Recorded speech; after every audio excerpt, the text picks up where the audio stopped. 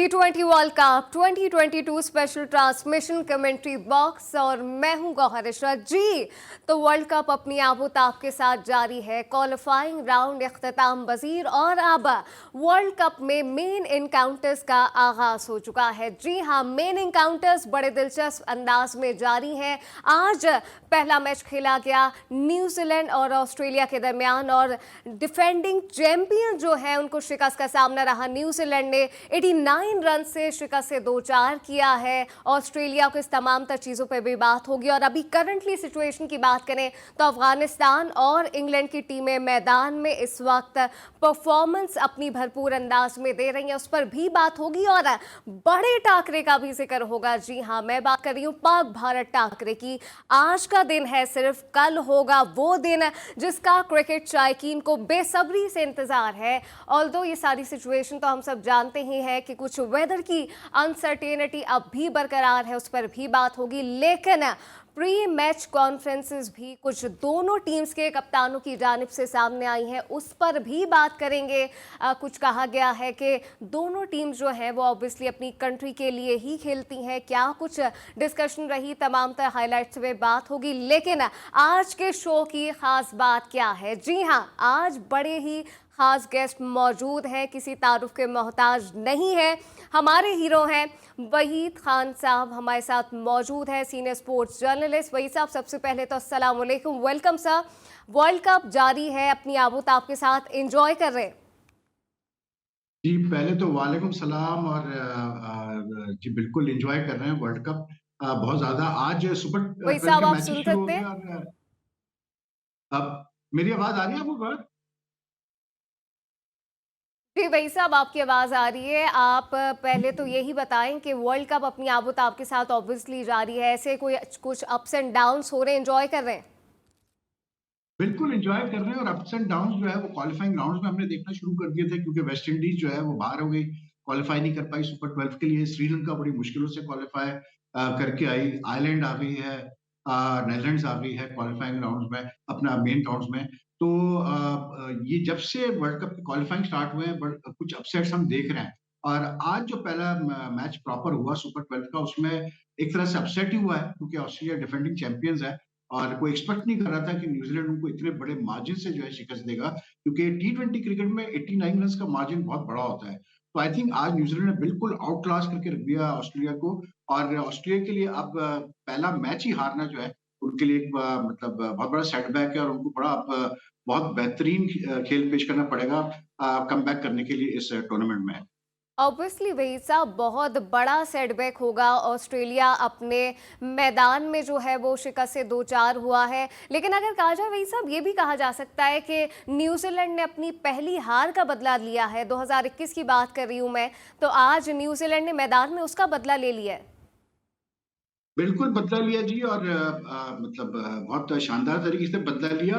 मैं आपको ये बताऊं गौर कि ये आप कोई 2011 के बाद ये पहली दफा न्यूजीलैंड ने ऑस्ट्रेलिया को हराया है T20 मैच में, यानी कि तकरीबन कोई 14-15 मैचेस के बाद कामयाबी हासिल की है न्यूजीलैंड ने ऑस्ट्रेलिया के खिलाफ T20 मैच में, ऑस्ट्रेलिया के साथ जमीन पे। तो ये बहुत बड़ी उनके लिए फतह है। और आई थिंक होगा ये कि इस फतह से उनको बहुत कॉन्फिडेंस मिलेगा न्यूजीलैंड को। और न्यूजीलैंड जितने भी आईसीसी टूर्नामेंट्स हुए हैं इन पिछले 10-12 सालों में, वो हमेशा अच्छा परफॉर्म करते हैं आईसीसी इवेंट्स में। आपको याद होगा जो लास्ट T20 वर्ल्ड कप था उसके फाइनल में हारे। फिर बिल्कुल। 2019 का जो मतलब 50 ओवर का वर्ल्ड कप था उसके भी फाइनल में ही खेले थे, इंग्लैंड से हारे थे। तो ये बड़ी अच्छी टीम है, और आज की फतह के बाद ये और डेंजरस टीम हो जाएगी बाकी टीमों के लिए अपने ग्रुप में। अच्छा वही साहब, ऑब्वियसली आज, लेकिन आप इस पर क्या कहेंगे, क्या समझते हैं? ऑस्ट्रेलिया जो कि कोई भी एक्सपेक्ट नहीं कर रहा था कि ये नताइज सामने आएंगे, ये भी कहा जा रहा था कुछ, जबकि ऑब्वियसली दोनों टीम्स अच्छा खेल रही थी, कि वन साइडेड मैच होगा। आप क्या समझते हैं ऑस्ट्रेलिया ने की कहाँ लेकनेस रही है? आई थिंक हुआ ये कि शुरू में एक तो गलती ऑस्ट्रेलिया से ये हुई, उनके जो कप्तान एलन फिंच ने जो टॉस जीत के पहले मतलब बॉलिंग का फैसला किया, वो मुझे समझ में नहीं आया, इसलिए क्योंकि वर्ल्ड कप का पहला मैच है सुपर 12 का, और बेहतर यही होता है कि आप चेस करें। इसलिए क्योंकि कोई वहां पर इतना कोई ड्यू वगैरह का फैक्टर होता नहीं है ऑस्ट्रेलिया में, तो मुझे नहीं समझ में आया कि क्यों उन्होंने पहले बॉलिंग का फैसला किया। फिर हुआ ये कि जो फिन एलन है न्यूजीलैंड के ओपनर, यंग लड़का है, और उसने बहुत ही शानदार आज बैटिंग की है। सिर्फ 16 गेंदों पे उसने जो 42 रन्स किए, तकरीबन 260 के स्ट्राइक रेट पे, वहां से ऑस्ट्रेलिया बैकफुट पे चला गया बिल्कुल, क्योंकि जब 6 ओवर में ही 60 रन हो गए तो फिर ऑस्ट्रेलिया के बॉलर्स थोड़ा सा आई थिंक अंडर प्रेशर आ गए थे, और फिर जो उनके कप्तान है एरन फिंच, उनसे भी फिर डिसीजंस कुछ सही नहीं लिए गए। और दूसरा जो मुझे लगता है जो एक बड़ा फैक्टर था ऑस्ट्रेलिया का, मतलब 200 रन्स जो किए न्यूजीलैंड ने, उसकी वजह ये थी कि उनके जो मेन स्पिनर है एडम जैम्पा, वो आज उस तरह से बॉलिंग नहीं कर पाए जिस तरह के नॉर्मली आप एक्सपेक्ट करते हैं उनसे, और वो 7 और 15 ओवर के बीच में आके विकेटें लेते हैं, वो आज नहीं ले पाए, जिसकी वजह से बड़ा सेटबैक हुआ ऑस्ट्रेलिया को। लेकिन ओवरऑल देखें ऑस्ट्रेलिया की टीम की जो आज परफॉर्मेंस है, वन वो रिफ्लेक्ट नहीं करती उनकी स्ट्रेंथ पे। आई थिंक ऑस्ट्रेलिया से कई ज्यादा अच्छी टीम है, और मुझे ये फील आती है कि वो अपने अगले मैच में आप देखेंगे वो बड़ा स्ट्रॉन्ग कमबैक करेंगे। लेकिन क्योंकि वो पहला मैच हारे हैं, तो अब ये ग्रुप जो है बड़ा टफ हो जाएगा, मतलब अच्छा, इसमें हर टफ तो मैच हो जो है जाएगा वहीद बड़ा साहब, टफ हो। लेकिन अगर ये इसकी वार्म अप की भी बात करें जब इंडिया से था इनका, तो तब भी हम ये तो जानते हैं कि चलें वो कोई इतना ज़्यादा इम्पोर्टेंट नहीं था, लेकिन वो भी इन्होंने लूज़ किया था। तो आप क्या समझते हैं जब आप बिल्कुल, होम ग्राउंड बिल्कुल। पर होते हैं आपको कुछ ना कुछ एडवांटेज ज़रूर होता है, आपको आपकी पिच की एक एक ऑब्जर्वेशन होती है आपकी पर्सनल, वो भी नहीं चली उनकी? नहीं, आपने बिल्कुल सही पॉइंट आउट किया गौर, कि इनका असल में मसला थोड़ा-सा ये चल रहा है कि टीम बहुत अच्छी है। इनका जो मतलब पिछले जब से टी20 वर्ल्ड कप लास्ट ईयर जीते थे यूएई में, उसके बाद से इनकी परफॉर्मेंस बहुत अच्छी रही है टी20 में। अभी वर्ल्ड कप से पहले भी ये सीरीज जीते और अच्छी इन्होंने परफॉर्म किया, उससे पहले भी जीतते आ रहे हैं, और मतलब ऐसी टीम है कि आप बिल्कुल कह सकते हैं कि ये फेवरेट्स है अपना टाइटल डिफेंड करने के लिए। लेकिन मुझे फील आती है कि कहीं न कहीं एक तो या तो ये घर पे खेलने का प्रेशर है इन पे, दूसरा इनके कप्तान की फॉर्म बिल्कुल नहीं है, और एरन फिंच, जब कप्तान की फॉर्म नहीं होती बैटिंग की, तो फिर जो है ना उसका असर पड़ता है दूसरे प्लेयर्स पे, इन द सेंस कि फिर कप्तान भी उतना कॉन्फिडेंट नहीं होता है, क्योंकि जब वो खुद ही रन्स नहीं कर रहा है तो वो क्या दूसरों को कहेगा कि यार आपने ये गलत शॉट खेला, या आपने ये, आपको ऐसा करना चाहिए। तो ये एक बड़ा फैक्टर है कप्तान का रन्स करना, एंड दिस आई थिंक बहुत बड़ा पार्ट प्ले कर रहा है, क्योंकि इनकी टीम पूरी है, मतलब इनको कोई इंजरी इश्यूज नहीं है, कोई मसले नहीं है, इनके लड़के सारे मौजूद हैं, इनके पास बॉलिंग ऑप्शन बहुत अच्छे हैं, बड़े मंझे हुए प्लेयर्स हैं, तो कोई और रीजन आपको रीजनेबल नजर नहीं आता, लॉजिकल रीजन नहीं आ रहा कि ये मतलब आज हार जा रहे हैं, या जैसे आपने पॉइंट आउट किया कि वार्म अप मैचेस में भी थोड़ा सा इनकी परफॉर्मेंस उस तरह से नहीं थी जो आप एक्सपेक्ट कर रहे थे। लेकिन warm up matches basically warm up ही होते हैं, तो आप एक्सपेक्ट नहीं करते, आप जज नहीं कर सकते वार्म अप मैचेस में के बेसिस पे कि वो टीम कैसा करेगी मेन राउंड में। लेकिन आज की हार डेफिनेटली बहुत बड़ा सरप्राइज थी सबके लिए।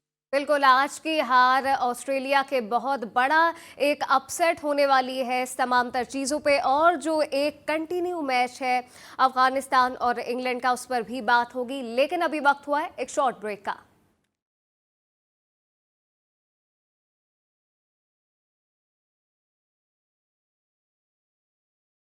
वेलकम जी, बात जारी है ऑस्ट्रेलिया और न्यूजीलैंड के टाकरे की, जिसमें बड़ा अपसेट देखने में आया है। अरे हाँ जी, बिल्कुल आपने जो फुटेज निकाली है, मोमेंट्स ऑफ द मैच निकाला है, बिल्कुल सही निकाले हैं। तो वो कहते हैं ना कैचेस विन मैचेस, तो आई थिंक आज जिस तरह से कैचिंग की है न्यूजीलैंड ने, जिस तरह फील्डिंग की है, वो भी बहुत बड़ा फैक्टर था कि मतलब ऑस्ट्रेलिया नहीं चेस कर पाया 200 का 201 का टारगेट, और 89 रन से वो हार गए, क्योंकि टी20 क्रिकेट में फील्डिंग और कैचिंग का बहुत बड़ा जो है वो रोल होता है। No and I doubt. Think batting और बॉलिंग को हटा के अगर आप जितनी भी अच्छी बैटिंग कर लें, बॉलिंग कर लें, लेकिन अगर फील्डिंग आपकी सपोर्टिव नहीं होती है तो फिर आप जीत नहीं सकते। तो आई थिंक डेफिनेटली जो है फील्डिंग का बहुत बड़ा एक फैक्टर रहा है आज न्यूजीलैंड के जीतने में। अच्छा, बहुत बड़ा फैक्टर तो रहा है, वही साहब इस पर क्या कहिएगा? एक तो ये अब ऑस्ट्रेलिया के कितने चांसेस हैं, बिकॉज अभी की तो सिचुएशन यही कह रही है कि अब इफ एंड बट्स की चीज़ें ख़त्म हो गई हैं, ऑस्ट्रेलिया के पास ज़्यादा ऑप्शन नहीं है, और एक टर्निंग पॉइंट क्या समझ रहे हैं आप आज के मैच का? मैं समझता हूँ टर्निंग पॉइंट तो वही जो मैंने पहले जिक्र किया था कि फिन एलन ने जिस तरह से ओपनिंग की, और जिस तरह से उसने तेजी से 42 रन्स किए 16 बॉलों पे, 3 छक्के 5 चौके, मतलब तकरीबन 260 की स्ट्राइक रेट पर बैटिंग कर रहा था। तो 260 की स्ट्राइक रेट बहुत होती है इवन टी20 क्रिकेट के लिए। तो उससे जब बैट्समैन इतना मतलब आपको अटैक करता है आपके बॉलर्स को, तो बेसिकली आपके सारे प्लान अपसेट हो जाते हैं। तो मुझे लगता है कि वो टर्निंग पॉइंट था स्टार्ट में जिस तरह से बैटिंग की। सही है ये तमाम तर चीज़ें। और अब न्यूजीलैंड की अगर कुछ जिक्र करें, न्यूजीलैंड के अब चांसेस कितने ब्राइट दिख रहे हैं? नहीं, न्यूजीलैंड आई थिंक के जैसे मैंने कहा कि आईसीसी इवेंट में बहुत अच्छा करती आ रही है। पिछले 5-6 जो आईसीसी इवेंट्स हुए, चाहे वो टी20 हो, चैंपियंस ट्रॉफी हो या वर्ल्ड कप हो, उसमें न्यूजीलैंड ने हमेशा अच्छा किया है। तो आई थिंक कि मतलब ये ज़हन में रखिएगा कि जो लास्ट टी20 वर्ल्ड कप हुआ था और जो लास्ट कैसे बोलते हैं अपना 50 ओवर्स का वर्ल्ड कप हुआ था, दोनों में ये लूजिंग फाइनलिस्ट है। तो ये टीम तो खैर अच्छी थी, लेकिन मजे की बात ये है गौर कि इनकी फॉर्म वर्ल्ड कप से पहले इतनी अच्छी नहीं थी। मतलब कंपैरेटिवली ऑस्ट्रेलिया की फॉर्म वर्ल्ड कप से पहले बहुत बहुत बेहतर मतलब रही है। तो दैट इज व्हाई आज न्यूजीलैंड का इतने बड़े मार्जिन से जीतना एक लोगों को काफी सरप्राइज हुए लोग कि यार ये क्या हुआ, क्योंकि न्यूजीलैंड थोड़ा स्ट्रगल कर रही थी, लेकिन आज उनकी हर चीज परफेक्ट जो है हुई है। मतलब जिस तरह से कॉनवे ने बैटिंग की, 92 की है, नॉट आउट की है, उससे पूरी इनिंग्स को लेके चला है। तो आई थिंक आज न्यूजीलैंड का बहुत ही अच्छा दिन था। अच्छा, हर चीज़ परफेक्ट तो रही न्यूजीलैंड की, लेकिन वही साहब अगर ये इस पे थोड़ी सी तवज्जो दी जाए, कुछ फॉर्मर क्रिकेटर्स हैं उनकी जानिब से ये पहले से कहा जाता रहा कि न्यूजीलैंड जो है वो सेमीफाइनल में कम ही मुश्किल से ही नज़र आ रही है और ऑस्ट्रेलिया शानदार तरीके से मैदान में खड़ी रहेगी। उसकी वजह ये थी कि न्यूजीलैंड का, जैसे मैंने कहा ना गौर, कि इनका मतलब form in T20 of recent इतनी अच्छी नहीं रही है। ये थोड़ा स्ट्रगल कर रहे थे, प्लस इनकी इंजरी के मसले थे। आप बीच में इनके कुछ प्लेयर्स मिसिंग थे, खेल नहीं पा रहे थे, उसकी वजह से इनकी टीम बन नहीं प्रॉपर तरीके से, पूरी फुल स्ट्रेंथ साइड खेल नहीं पा रही थी। आज जो इनकी 11 खेली है वो प्रॉपर पूरी इनकी फुल स्ट्रेंथ साइड है। इनके जो लेफ्ट आर्म स्पिनर है सैंटनर, वो भी वापस आ गया है। फिर दूसरी बात ये कि इनका जो फास्ट बॉलर लोकी फर्ग्यूसन, वो भी वापस आ गया। वो काफी दिनों से नहीं खेला था। और फिर सबसे, जैसे मैंने कहा ना, कि जो इनके लिए सबसे इम्पोर्टेंट चीज थी कि उसका फिन एलन का चलना, और वो आज चल गया। उसने आज मतलब बहुत अच्छी बैटिंग की, क्योंकि उसको वो खिला रहे हैं आज जो इनका बड़ा सीनियर ओपनर है मार्टिन गुप्टिल, उसकी जगह खिला रहे हैं। तो आई थिंक वो जो आज चला है तो इनका हर चीज जो है फिट हुई है। अगर वो आज नहीं चलता तो फिर इनकी बैटिंग में जो लोगों को थोड़ा सा डाउट है इनके मतलब सेमीफाइनल पहुंचने का, वो इसलिए था और अभी भी बल्कि होगा कि इनकी बैटिंग में जैसे ना फायर पावर नहीं है। जैसे ये विलियमसन हो गया, डेविन कॉनवेयर हो गया, ये छक्के तेजी से छक्के मारना, तेजी से रन्स करना, ये इस तरह से खेलते नहीं है। ये डिफरेंट टाइप के बैट्समैन है। तो आई थिंक इस वजह से न्यूजीलैंड को इतना लोग चांस नहीं दे रहे थे पहले कि वो सेमीफाइनल पहुंचेंगे, लेकिन आज की परफॉर्मेंस के बाद तो डेफिनेटली जी बिल्कुल लोगों की राय बदल गई होगी। बिल्कुल, आज मैदान में न्यूजीलैंड के लिए हम सबने देखा कि एक फेवरेबल सिचुएशन क्रिएट हुई और खिलाड़ियों ने भी भरपूर परफॉर्म किया। लेकिन वही सब अभी जो ये अफगानिस्तान और इंग्लैंड का मैच अभी करंटली खेला जा रहा है, आप क्या देख रहे हैं? कौन जो है वो ज़बरदस्त परफॉर्म कर रहा है और कौन मैदान में जो है वो सफ़र करता हुआ नज़र आ रहा है? 110 पे अफगानिस्तान के 7 आउट अब तक की अपडेट्स हैं कि हो चुके हैं।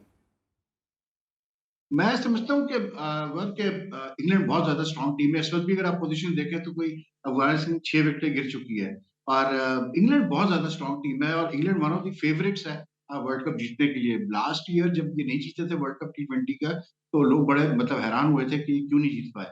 लेकिन इस दफा इनकी फॉर्म भी बहुत अच्छी है। जिस तरह से बैटिंग कर रहे हैं, वार्म अप मैचेस में जिस तरह से पाकिस्तान को भी हराया और जिस तरह से बिल्कुल। उन्होंने बैटिंग की है, ये बहुत तगड़ी टीम है, और इनके पास बड़े पावर हिटर्स हैं। ऐसे बैट्समैन हैं जो कि नंबर 1 से लेके तो 6-7 तक जो है सारा ही तेज खेलने वाले बैट्समैन है। तो जो एक्सपेक्टेड था वही हुआ है कि अफगानिस्तान स्ट्रगल कर रही है, 6 विकेट में गिर चुकी है, सिर्फ 109 रन है। और उनके जो अफगानिस्तान के मेन बैट्समैन थे, चाहे नजीबुल्लाह जरदान हो या मतलब इब्राहिम वगैरह हो, उन्होंने स्टार्ट्स तो लिए हैं, लेकिन वो पूरी तरह से बड़ी इनिंग्स नहीं खेल पाए। लेकिन बॉलिंग में अफगानिस्तान की जो स्ट्रेंथ है वो इनकी बॉलिंग है, इनकी स्पिन अटैक है। इनके स्पिनर्स अच्छे हैं, मुजीबुर रहमान या राशिद खान को ले लें, मुजीबुर रहमान को ले लें, या इवन नबी जो इनके कप्तान है वो भी खुद अच्छी बॉलिंग करते हैं। तो इनकी स्ट्रेंथ इनकी स्पिन अटैक है। तो अब देखना ये पड़ेगा कि बॉलिंग में ये कैसे बॉलिंग करते हैं। लेकिन बात वही है कि जब तक कि आप ऑस्ट्रेलिया ग्राउंड्स पे 150 कम से कम ना टोटल करें, तो फिर आप नहीं चैलेंज कर सकते किसी टीम को भी। तो अब तो पहले ये देखें कि ये पहुंच भी पाते हैं 150 या नहीं, क्योंकि मुझे मुश्किल लग रहा है, क्योंकि काफी ओवर्स भी हो चुके हैं।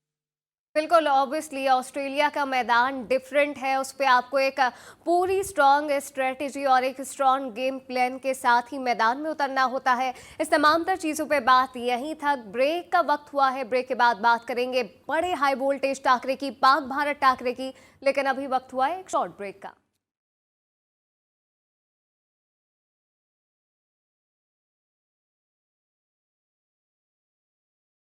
Welcome back. अब होगा जिक्र बड़े टाकरे का। जी हां, पाक भारत टाकरा जिसका सबको बेसब्री से इंतजार है। क्रिकेट शायकीन को सबसे ज्यादा इसी मैच का इंतजार है। अगर कहा जाए कि टी20 वर्ल्ड कप का सबसे अहम मैच पाक भारत टाकरा है तो गलत नहीं होगा। भाई साहब क्या कहिएगा, कल अहम मैच है, सबको बेसब्री से इंतजार है। सिडनी ऑस्ट्रेलिया में भी एशियंस जो हैं काफी ज्यादा इसका वेट कर रहे हैं। क्या लगता है, वॉश आउट होने वाला है मैच?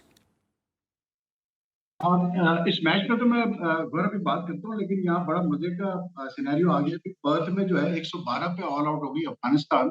और आखिरी उनकी 3 विकेटें, उनकी 6 विकेटें 3 रन पे गिरी है सिर्फ, जिसमें सैम करन 5 विकेटें लेके 10 रन पे, तो बहुत बड़ा, यानी कि इंग्लैंड ने बुरी तरह से जो है अफगानिस्तान को मतलब ऑल आउट किया है 112 पे ऑल आउट। तो मुझे लगता है कि इंग्लैंड बड़ा आराम से जीतेगा। बाकी रही पाकिस्तान इंडिया की मैच, जो मेरे कुछ जानने वाले हैं मेलबर्न में, उनसे बात हुई थी अभी थोड़ी देर पहले, तो वो ये कह रहे थे कि अब चांसेस काफी ब्राइट है कि मैच हो जाएगा, क्योंकि फोरकास्ट चेंज हुई है। अब वो पहले जहाँ कह रहे थे कि जी 80-90% चांसेस थे रेन के, अब वो 30% पे आ गए। तो आई थिंक कि इंशाल्लाह कल मैच होना चाहिए। और ये मैच ऐसा है गौर के, इस मैच पे पूरा वर्ल्ड कप चलता है। मतलब जो आईसीसी बिल्कुल। पैसा कमा रहा है या जो भी रेवेन्यू जनरेट होता है, वो इस मैच पे इसका पूरा दारोमदार होता है। और पाकिस्तान इंडिया के मैचेस बहुत इंपॉर्टेंट होते हैं, तो इसलिए मैच होना बहुत जरूरी है, आईसीसी के लिए भी और इस वर्ल्ड कप के लिए भी। तो मुझे लगता है कि मैच तो होगा, लेकिन हो सकता है कि शायद पूरे 20 ओवर का ना हो, थोड़े ओवर कम हो जाए, लेकिन मैच तो डेफिनेटली अब लगता है कि जैसे होने वाला है। और बड़ा बेचैनी से मैं भी इंतजार कर रहा हूँ जी इस मैच का, इसलिए क्योंकि शाहिन शाह अफरीदी की भी वापसी है पाकिस्तान टीम में। एशिया कप में शाहिन शाह अफरीदी नहीं खेले थे, तो अब किस तरह से वो परफॉर्म करते हैं इंजरी के बाद, ये देखना बहुत जरूरी है। और फिर जो हालात रहे हैं अब पिछले दिनों में पाकिस्तान इंडिया के को लेकर, क्रिकेट को लेकर जो बयानात का सिलसिला चला है, उस बैकग्राउंड में ये मैच और ज्यादा जो है वो कांटे वाला हो गया है। बिल्कुल कांटेदार मुकाबला तो यकीनन कल मैदान में होगा, लेकिन वही साहब, मोइन खान साहब ने इस हवाले से कहा है कि अगर यही वेदर की अनसर्टेनिटी बरकरार रहती है तो शाहीन बॉलर्स को जो है वो इसका कुछ कोई एडवांटेज होने वाला है, कोई फायदा होने वाला है। जी बिल्कुल, उसकी वजह ये है गौर के, जब बारिश ज्यादा होती है तो पिचेस पे ये कवर करके रखते हैं, लेकिन उसमें फिर जो है ना वो नमी आ जाती है, मॉइस्चर आ जाता है। तो जब आप कवर हटाते हैं तो प्लस फिर मौसम जो है वो ठंडा होता है, ओवरकास्ट होता है, तो उसकी वजह से बॉलर्स को हेल्प मिलती है काफी शुरू में। बॉल मूव भी करती है, स्विंग भी करती है, सीम भी करती है। तो जो हालात चल रहे हैं मेलबर्न में, उस हिसाब से लग तो यही रहा है कि जो टॉस जीतेगा उसे पहले जो है बॉलिंग ही करनी चाहिए, क्योंकि शुरू में बॉलर्स को मदद काफी मिलेगी। और पाकिस्तान की जो स्ट्रेंथ है वो इनके बॉलर्स है, चाहे वो आप शाहीन की बात कर लें, हारिस की बात कर लें, नसीम शाह की बात कर लें। अब ये भी हो सकता है कि पाकिस्तान कल 4 पेसर्स के ला दें, हालात को देखकर, पिच कंडीशन को देखकर चौथा पेसर वसीम जूनियर भी खेल जाए। तो यू नेवर नो, लेकिन टॉस कल बड़ा वाइटल हो जाएगा इस वेदर की वजह से, कि टॉस जो जीतेगा, जो भी कप्तान जीतता है, चाहे वो रोहित जीतता है, चाहे वो कैसे बोलते हैं बाबर आजम जीतता है, वो बहुत वाइटल रोल प्ले करेगा इस मैच के रिजल्ट में। बिल्कुल, टॉस मैदान में जब आप होंगे तो दोनों टीम के लिए बड़ा इंपॉर्टेंट रहने वाला है। लेकिन वही सब, इस पर क्या कहिएगा, वीकनेसेस स्ट्रेंथ की तो बात कर रहे हैं, लेकिन अगर इंडिया का जिक्र करें तो वहां पे इंडियन टीम्स के पास बुमराह नहीं होंगे। आप समझते हैं कोई बड़ा धचका होने वाला है इंडियन टीम को? अब मतलब मैं समझता हूँ गौर के, जिस तरह से दोनों टीमें हैं, और अभी जैसे एशिया कप में जो मुकाबले हुए, 2 मैचेस हुए, तो एक इंडिया जीता, एक पाकिस्तान जीता। इंडिया को थोड़ा सा एडवांटेज है कि ये कि वो ऑस्ट्रेलिया में ज्यादा खेले हुए पाकिस्तान से इन रिसेंट टाइम्स, जो ज्यादा उन्होंने टूर्स किए हुए हैं। जो आखिरी उनकी 2 T20 सीरीज हुई ऑस्ट्रेलिया में, वो दोनों T20 सीरीज जीते हुए हैं। तो उनको ज्यादा बेहतर उनके प्लेयर्स को एडजस्टमेंट है ऑस्ट्रेलियन कंडीशंस की। हम बहुत कम खेले ऑस्ट्रेलिया में, हम आखिरी 2019 में गए थे खेलने के लिए, तो वो एक फैक्टर हो सकता है। लेकिन जो पाकिस्तान टीम का हमने देखा है कि पाकिस्तान टीम का जो जोश है, जो इनका पैशन है, जिस तरह से ये एक दूसरे को सपोर्ट करते हैं, और जिस तरह मुश्किल हालात में कोई ना कोई प्लेयर खड़ा हो जाता है, हाथ खड़ा कर देता है कि जी मैं परफॉर्म करके दिखाऊंगा, वो एक बहुत बड़ा एज है पाकिस्तान के लिए। और वो मुझे लगता है कि जो एनर्जी पाकिस्तान टीम में हम देखते हैं, इस पाकिस्तान टीम में, वो शायद एनर्जी हमें उस मतलब इंडियन टीम में उसकी कमी है। तो ये एक बड़ा एडवांटेज है पाकिस्तान को। लेकिन at the end of the day और याद रखिएगा, ये बहुत बड़ा मैच है, प्रेशर का मैच है। इसमें जो सबसे ज्यादा चीज मैटर करती है, वो ये मैटर करती है कि वो जो 3 घंटे का खेल होगा, उसमें कौन सी टीम अपना मतलब अपने ऊपर मतलब प्रेशर ज्यादा जो है वो बेहतर तरीके से ऑब्जर्व करे, अपने मतलब नर्व्स पे काबू रखे, और मतलब नॉर्मल एक परफॉर्मेंस दे। तो मैच बड़ा काटेगा। आई वुड से ऑनेस्टली अगर मुझसे पूछे तो मैं समझता हूँ कि जी 60-40 मैं दूंगा पाकिस्तान को, 60 इंडिया को 40। अच्छा, वही साहब, ये तो ठीक है। ऑब्वियसली जब बड़ा बड़ा टाकरा होता है, दोनों टीम्स मैदान में होती हैं, तो प्रेशर तो बिल्ड होता ही है। लेकिन अभी हाल ही है में हमने देखा 3 से 4 दिन पहले एशियन क्रिकेट काउंसिल के सदर हैं जय शाह, उनकी जानिब से बड़ा शर्मनाक किस्म का बयान सामने आया है कि जी इंडियन टीम जो है वो पाकिस्तान आकर नहीं खेलेगी। इस पर आपकी क्या राय है? देखिए, उन्होंने तो बिल्कुल एक फ़ुज़ूल सा और स्टेटमेंट दिया जो कि ज़रूरी भी नहीं था क्योंकि एशिया कप जो है वो अगले साल सितंबर में पाकिस्तान में, तो तकरीबन अभी 1 साल पड़ा हुआ है, 11 महीने पड़े हुए हैं एशिया कप होने में। और ठीक है, पाकिस्तान इंडिया के ताल्लुकात नहीं है, क्रिकेट के बायलैटरल ताल्लुकात नहीं है, हम सिर्फ़ मतलब आईसीसी इवेंट्स में एशिया कप में ही खेलते हैं। लेकिन ये तो एक फैक्ट है कि मतलब दोनों मुल्क ने एक-दूसरे के कंट्रीज़ को टूर नहीं किया हुआ है। पाकिस्तान लास्ट 2012 में गया वहाँ पर, इंडिया लास्ट यहाँ पर आया था तो आई थिंक 2008 में आया था। एशिया कप खेलने ही आया था इंडिया यहाँ पर 2008 में। लेकिन गैर ज़रूरी बयान था जय शाह का वो, और वो फ़ुज़ूल, उसमें मुझे कहीं पर कुछ सियासत का अंसर नज़र आया। और बाद में जो उनके स्पोर्ट्स मिनिस्टर हैं अनुराग ठाकुर, उन्होंने फिर ये कहा कि जी अभी बहुत टाइम है एशिया कप में और हम जब टाइम आएगा तो उस वक़्त हम जो हमारी होम मिनिस्ट्री है वो फैसला करेगी कि टीम जाएगी या नहीं जाएगी पाकिस्तान। अभी इस पे कुछ कहना काबिल वक़्त होगा। तो आई थिंक कि फ़ुज़ूल सा एक बयान था जय शाह का जो कि ज़रूरी नहीं था। बिल्कुल उससे मुझे फ़िज़ूल तो सा ये था, लगता और है शायद टू बी इसको अगर ऑनेस्ट, कहा जाए कि भारत की इनसिक्योरिटी जो है वो खुलकर सामने आ रही है तो गलत नहीं होगा। लेकिन वही साहब, इस पर क्या कहिएगा? उसके फिर अगेन उसके जवाब में पीसीबी का जो रद्द-ए-अमल आया, वो आप समझते हैं वो इनफ था? इनफ था बिल्कुल, क्योंकि भाई अब आपने वाज़ेह तौर पे ये बात कह दी कि अगर इसी तरह मामला चलते रहेंगे तो फिर हमें भी सोचना पड़ेगा। हम भी फिर एशियन क्रिकेट काउंसिल से विथड्रॉ हो जाएँगे और हम भी जो है फिर इंडिया अगले साल नहीं जाएँगे वर्ल्ड कप खेलने के लिए। और उसी वजह से आप देखें उनके स्पोर्ट्स मिनिस्टर का फिर मतलब उसने मीडिया से बात की, उसमें उसने इस पूरे इश्यू पे बड़ी डिटेल में बात की। देखिए, बात यही है और सीधी-सी बात है कि ये जो पाकिस्तान इंडिया के जो मैचेज़ होते हैं, जो दौरे होते हैं, ये इतने जल्दी कुछ आप नहीं कह सकते क्या होगा। तो इस वजह से ये जो जय शाह का बयान था, ये गैर ज़रूरी था और इसकी कोई कोई मकसद नहीं था इस बयान का 1 साल पहले।